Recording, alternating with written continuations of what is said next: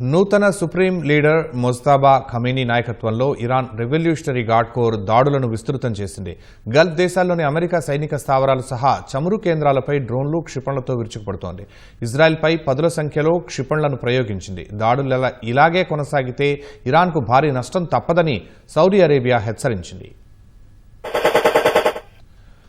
Gulf దేశాలపై Iran దాడులు కొనసాగుతున్నాయి. Iran జరిపిన డ్రోన్ దాడిలో మనామాలోని సిత్రా ప్రాంతంలో 32 మంది గాయపడ్డారని బహ్రెయిన్ మీడియా తెలిపింది. వారిలో 4 పరిస్థితి విషమంగా ఉందని వెల్లడించింది.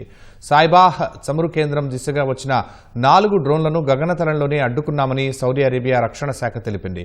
అమెరికా సైనికులు బస చేస్తున్న ప్రిన్స్ సుల్తాన్ వైమానిక స్థావరం దిశగా దూసుకొచ్చిన బాలిస్టిక్ క్షిపణిని పేల్చివేశామని పేర్కొంది. ఇరాన్ క్షిపణి దాడిలో ఒక భారతీయుడు మృతి చెందాడని వార్తలు రాగా అవి నిరాధారమని సౌదీ అరేబియాలోని భారత రాయబార కార్యాలయం తెలిపింది.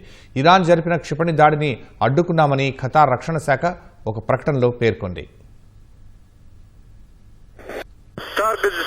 Target destroy.